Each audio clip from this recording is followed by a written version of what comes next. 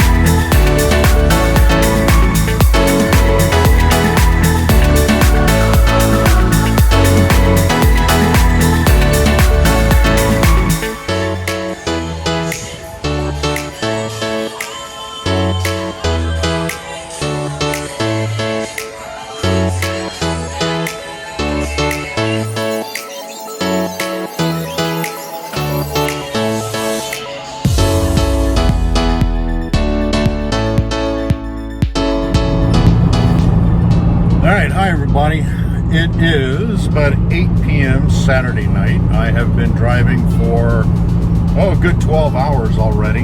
I've got another couple of hours to go. I was going to stop in Shreveport, Louisiana and hit up one of the casino hotels there, but they were booked full. I mean, the entire town of Shreveport was booked, which is fantastic for the industry. It's fantastic for the hospitality world and the hospitality business. To have that. By the way, Shreveport, Louisiana, in terms of gaming, is probably the second most profitable gaming destination. There's a whole lot of gravity there. Their feeder market is Dallas. The first would be Lake Charles, which is just outside of Houston. That's their feeder market. And you have two very large casinos in Lake Charles, and then you have one very large tribal casino that's just north of Lake Charles. It's a grand casino, and I opened that casino, believe it or not. And it is grown like crazy. I don't even recognize it anymore. But anyhow, this is a normal thing for me to drive from Minnesota to Baton Rouge, and I usually take 2 days, sometimes 3. A lot of times I'll stop in Fayetteville. If there's things going on and COVID's not happening, I'll make that trip along the way and stay at the Inn at Carnal Hall, which is a great little hotel. If you guys have not had any events there, I encourage you to go over there and spend some time. Great people there. A lot of alumni from the program, the hospitality program. So that's it. I'm heading in. I'm not going to bore you with anything else, but I will follow up right after this. Stay tuned for your individual class pieces, segments. So hope everybody is doing well and looking forward to a great week. And I'll have a little announcement coming up about something I'm going to do in the fall. I'm real excited about it. We'll talk soon. Thanks.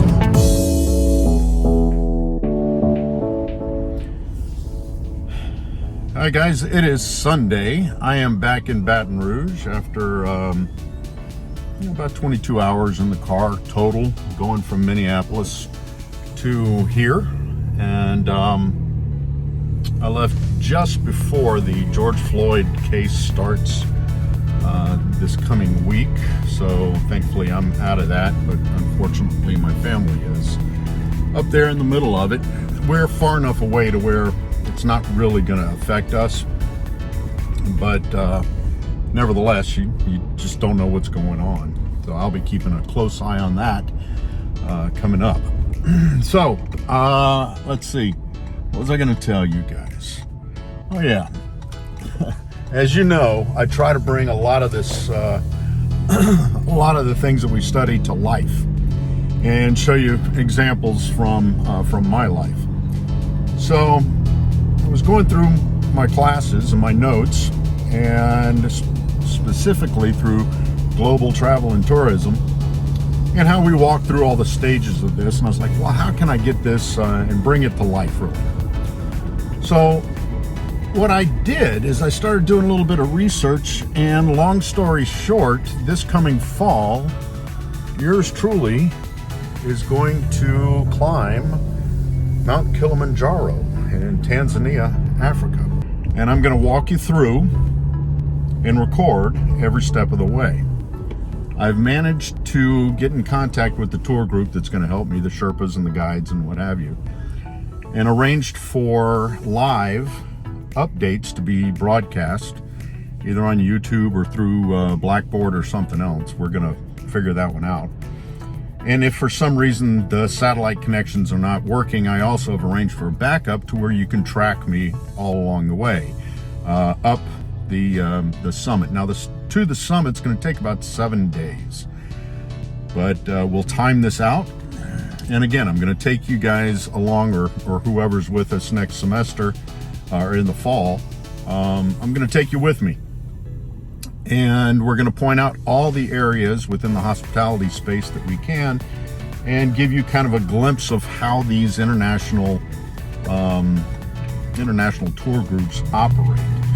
Now, I'm going to build out my YouTube. I've already started doing that, and a blog that I own, and give you guys a glimpse of what I'm doing from now to the summit and the return trip. That will include everything from the equipment that I use, the fitness that I'm going through, the fitness program that I'm going through, all the prep, all the communication, pretty much everything. It's going to be somewhat of a digital diary, and I'll be publishing that regularly. So if you're interested in any of that, please let me know, or please follow, and you'll get updates. But nonetheless, that's kind of the announcement, and I'll put it out there. We're going to have a couple of articles coming out in local magazines, and we're going to take a flag. If you follow me on social media, you notice that I've got a couple of flags made that has University of Arkansas hospitality program. I plan on mounting that at the summit. It is 19,310 feet up. Air is very thin, but we're going to fly it. And as we say, we're going to take the hospitality program at University of Arkansas to new heights. So I'm kind of excited about it. Hope you guys are too, and look forward to your comments. One more thing about the Kilimanjaro trip. I will only be gone about 10 days total, 2 weeks at most.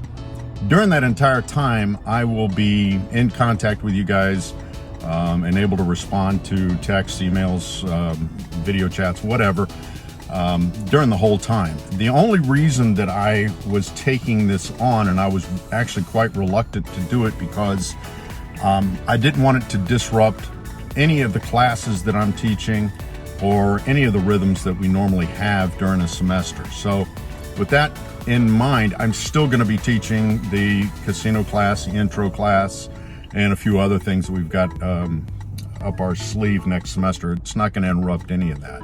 So I will be in touch with you guys, just as I am on the drives. And this is for any of you guys who will be taking my classes next semester. So there you go. That's it.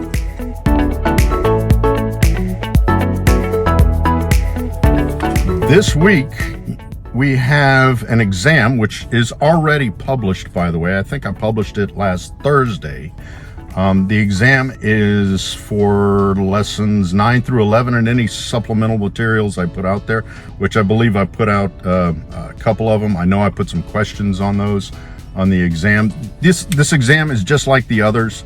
Random questions, no two tests are alike. You've got plenty of time to do it. And again, my job is to make sure you're not only educated in this, but you are somewhat informed of the industry. So hopefully you're getting that drift.